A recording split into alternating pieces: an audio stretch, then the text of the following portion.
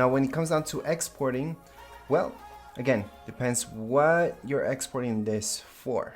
If it's for printing, then you have to save it as. So going to File, Save As. So it's on the top, File, Save As. Then for Save As, just choose Save on Computer. And here is going to be your format. So if this is for you, just you, to save it as a file so you can work on it later, always AI. But if you're going to go on and print this out, PDF. Then going to Save. Once you choose PDF, this is the important information. Go into compression, check out that everything looks fine. It's going to be fine, by the way.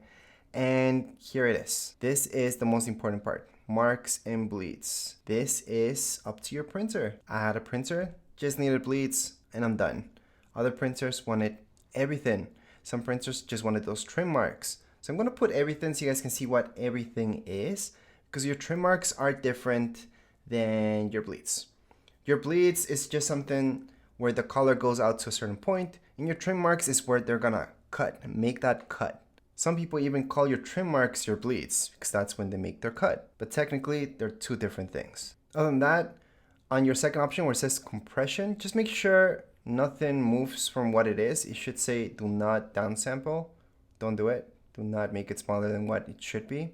And then I would leave it as Illustrator. However, you guys, and it is up to you, you guys can change this up. It's actually not even up to you. It's up to your printer. They might require you to do something else. But what I used to do is Illustrator, and that would always work. So Illustrator would always work. But sometimes I had to choose high quality print. So again, choose all print marks. High quality print works usually the best way. And down here below, you're gonna see bleeds. So use document bleeds. But if you didn't set up any bleeds, this would be the time that you guys would set them up.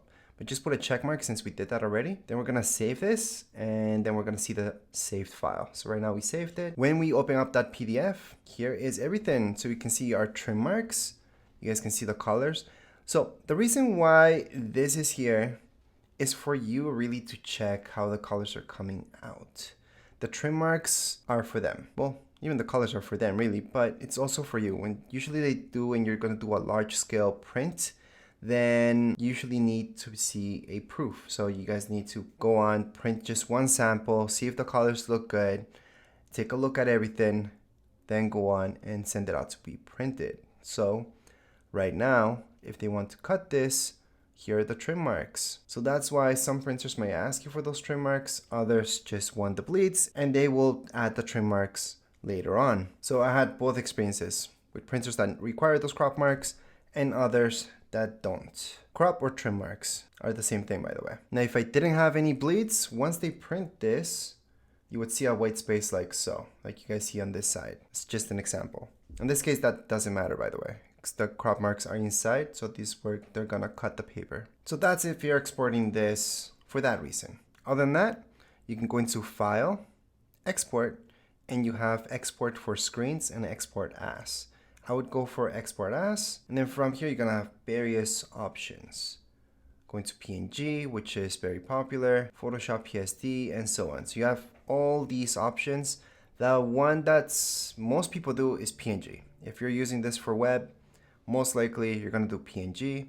SVGs are becoming more popular nowadays because you guys can just put them, and they're very lightweight on your website, and they're always gonna look good because it's technically not a downsampled image, so it's not gonna be raster image such as in a PNG. This SVG would be a vector image. So that means we could open this up later on in Illustrator and mess around with it. But it also means as a vector image, you guys can zoom in as much as you want, make it as big or small as you want. It's never gonna become pixelated.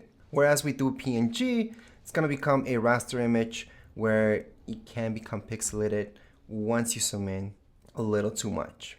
So just remember that. It depends what you're making this for. But generally speaking, I used a ton of SVGs on websites and PNGs as well. So let's just pretend we're using PNG because that's the most popular one. We're gonna save it to our desktop. Right here, I would never choose this option. I would always go high or at least 150 when you're saving this PNG. So that's up here, 150. Even if it's for a website, I would still use 150. Generally speaking, 300. Then it's gonna ask you background color. That's if there was a background color, but we already have one set up, so it doesn't really matter. We'll click on OK. And here is how our PNG looks like.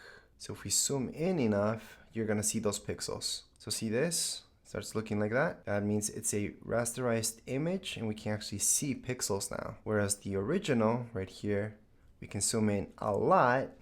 You're never gonna see those pixels. It's always gonna be a smooth line, smooth colors, no pixels whatsoever. But anyways, hopefully this helped you guys out. If you guys have any comments, questions, you guys can write down here in the comments area. Don't forget to subscribe and like. Thank you.